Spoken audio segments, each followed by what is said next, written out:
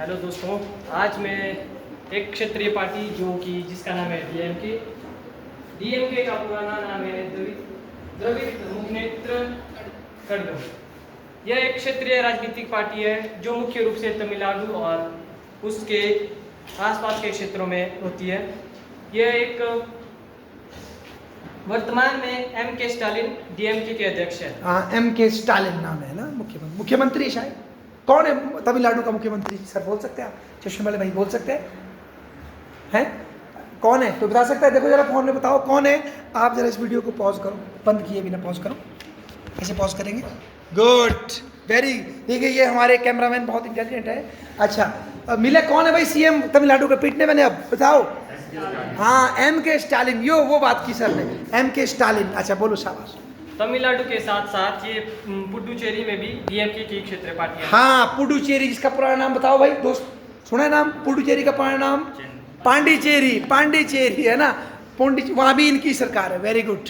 इसकी स्थापना 1949 में सीएन अन्नादुरै ने की थी। 1949 में सीएम अन्नादुरै। फोटो निकालो जरा, ग्रुप में शेयर करो। अच्छा, इसके कारण जिनसे डीएमके की शुरुआत हुई और उसकी स्थापना हुई थी, ब्राह्मणवाद और जातीय असमानता का विरोध। हाँ सुन, ये पहला पॉइंट है इसका। देखो पहला पॉइंट क्या था?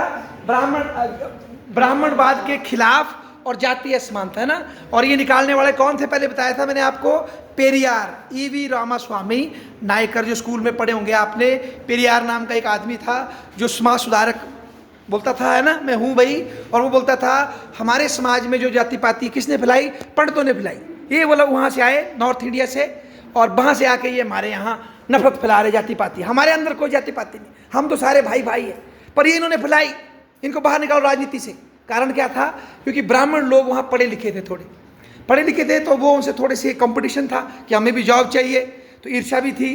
तो उन्होंने उनको बुरा दिखाया कि इनकी वजह से सारी जाति पाती है, और उनको राजनीति से क्या कर दिया? साइड। खुद ये आगे ओबीसी समाज के लोग थे, है ना। पर आज आप देखेंगे तो यही लोग किसको मार रहे हैं? जो दलित लोग हैं, जिनको बोलता कि हम आपके बड़े भाई हैं। कल परसों की बात है, एक लड़के को, पढ़ा लिखा लड़का था, भाई की तरह इंटेलिजेंट, उसने कोई किसी से प्यार हो गया। लड़की मतलब ओबीसी समाज की थी, वो बेचारा शेड्यूल कास्ट से था, तो उसको बेला कर दिया। मतलब बेला कैसे करते हैं? उसका कर दी, ऑनर किलिंग कर दी बेचारे की। बड़ा मुद्दा बड़ा। तो देखो जो बात, वो सारा ब्लेम किस में लगाया? जाति पाति का। ब्राह्मणों ने फैलाया, अब खुद फैला रहे। तो इसका बेसिकली जाति पाति कोई पंडित नहीं फैलाते, ये लोगों की सोच होती है। जो स्ट्रांग होता है वो कमजोर को दबाने की क्या करता है? कोशिश करता है। पर इसने ये कहा था कि किसने फैलाया ये ब्राह्मणवाद? किसने फैलाया है? ब्राह्मणों ने फैलाया जाति पाति। श्री राम जो है वो किसके बंदे थे? उत्तर भारत के थे। हम किसके हैं? रावण के। हम अलग हैं, ये श्री राम ने फैलाई सारी गंदगी, ऐसा बोलता था ये आदमी। कौन? ईवी रामास्वामी नायकर। तो इसने जाति प्रथा के खिलाफ और दूसरा ब्राह्मणवाद के खिलाफ चलाया था आंदोलन, है ना। तो आगे बोलो, शाबाश। जैसे दक्षिण भारत में, खासकर तमिलनाडु, उसमें ब्राह्मणों ने प्रशासन, शिक्षा और नौकरियों में उनका दबदबा था। हाँ देखो, भाई ने बताया क्या था। सबसे पहले पढ़े लिखी कौम थी, वो पढ़ते थे, तो इसे जल्दी जॉब में लग गए। अब ये भी जॉब में कंपटीशन करना चाहते थे, तो कंपटीशन था। आगे बोलो, शाबाश। द्रविड़ आंदोलन, जस्टिस पार्टी और बाद में पेरियर का सेल्फ रिस्पेक्ट मूवमेंट ने इसका कड़ा विरोध किया। बहुत ब्यूटीफुल। देखो ये बताइए, दो पार्टियां आपको। पेरियार ने क्या बनाई थी? एक तो पहले बनी थी सेल्फ रिस्पेक्ट मूवमेंट, पढ़ना इसके बारे में। दक्षिण भारत में ओबीसी जातियों ने रिजर्वेशन के लिए अपने को आगे बढ़ाने के लिए क्या चलाया था? स्वयं स्वाभिमान आंदोलन, सेल्फ रिस्पेक्ट मूवमेंट। कौन इसके लीडर थे? पढ़ना चाहिए आपको। और बाद में बना जो इन्होंने बोला, दूसरा क्या बनाया था इन्होंने? Self respect movement. और दूसरा एक और भी था, वो नहीं, द्रविड़ कजगम। क्या बोला? दो बोले बेटा आपने, दो पढ़े थे आपने अभी। Justice party. हाँ, जस्टिस पार्टी और सेल्फ रिस्पेक्ट मूवमेंट, ये इसके पूर्वज है इस पार्टी के। शाबाश बेटा, आगे बोलो। जो ये पेरियार थे, ये एक सामाजिक कार्यकर्ता थे और साथ में राजनीतिज्ञ भी थे। इन्होंने जो खासकर तमिलनाडु में हो रहे थे जो दंगे ब्राह्मणों से लेकर, उनके ऊपर इन्होंने आवाज उठाई थी। हाँ देखो बेटा, अब ये बोलते थे कि भाई अगर आप देखेंगे आज भी नेट में, तो तमिलनाडु की आबादी का 6% भी ब्राह्मण नहीं है, 8% भी नहीं होने, तो क्या दंगे कर लेंगे 100% के खिलाफ है। पर इनका ये मानना था ये इनके पास ज़्यादा मतलब जॉब है। क्यों? क्योंकि सरकार इनके साथ मिली हुई है, इन्होंने ये बताया है ना। तो इस तरह से एक एंटी ब्राह्मण आंदोलन चलाया, इसमें नफरत भी पैदा हुई, ब्राह्मणों पर अटैक भी हुए, ऐसा नहीं है। उनको क्योंकि नफरत पैदा होगी तो लोग अटैक करेंगे, कई कुछ झेला। तो फिर बाद में सत्ता भी इनको मिली और आज तक तमिलनाडु का मुख्यमंत्री कौन बनता है? ओबीसी समाज से बनता है। पहले ही बताया था मैंने आपको, तमिलनाडु में राजपूत नहीं होता, क्षत्रिय नहीं होता, वहाँ होता है ब्राह्मण, ओबीसी, बहुत सारे ओबीसी, अगले पिछड़े, फिर एससी समाज। तो इन्होंने ये बोला हमारा दुश्मन कौन है? ब्राह्मण समाज, बाकी हम सब भाई भाई है, और इसीलिए सत्ता में भी आज। ठीक है, आगे बोलो। तो इसका दूसरा पॉइंट है कांग्रेस से असंतोष। हाँ, गुड। आज़ादी के बाद भी कांग्रेस पार्टी को ब्राह्मणों का पक्षधर माना जाता था। दूसरा, तमिलनाडु पहचान और स्थानीय मुद्दों को कांग्रेस ने उतनी अहमियत नहीं दी, जिससे विरोध बढ़ा। देखो क्या बोला, बहुत अच्छा बोला भाई ने। अगर आपने सुना होगा सी राजगोपालाचारी, कौन थे बताओ, हिस्ट्री पढ़ी है, कौन थे कांग्रेस के बड़े लीडर? सी राजगोपालाचारी, भारत के वो बने थे पहले। हाँ, यस, किसने बोला ये? आपने आवाज़ आई कहीं से, कहाँ आई? हाँ, गवर्नर जनरल बने थे ना वो सी राजगोपालाचारी, वो पंडित थे, तमिलनाडु से क्या थे वो? पंडित। तो कहीं ना कहीं ये सोच थी, सरोजनी नायडू वो भी ख्याल से पंडित थी, आप चेक करना। तो इनके अंदर ये सोच थी कि कांग्रेस तो शायद पंडितों को ही आगे बढ़ा रही है, एक सोच थी।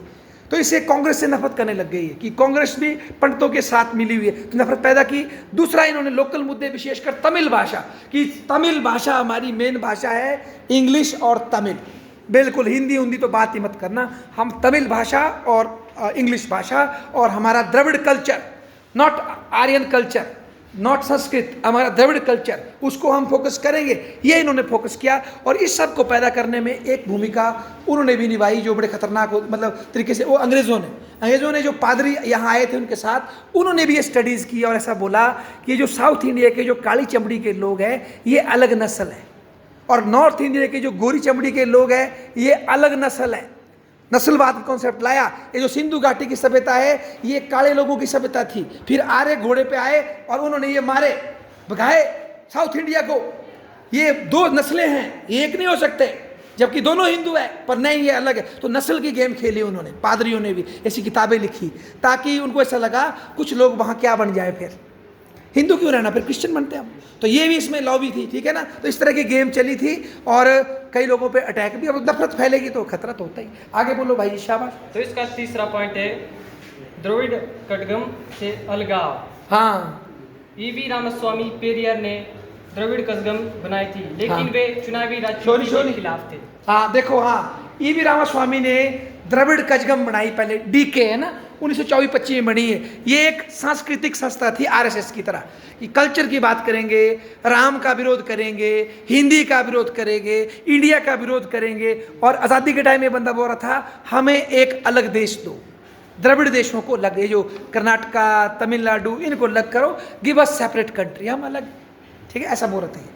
तो एक तो ये सीन था इसका, और चुनाव नहीं लड़ना था इसने। इसीलिए इससे अलग कौन हुआ, इसका चेला जो इन्होंने बताया अन्नादुरई, उसने डीएमके बनाई। एक बात और बताया था मैंने आपको पहले, क्या हुआ था, एक सीन ये भी हो गया था, उन्होंने शादी कर ली थी एक छोटी लड़की से, काफ़ी छोटी लड़की से, तो उससे भी कई लोग उनसे नाराज़ हुए।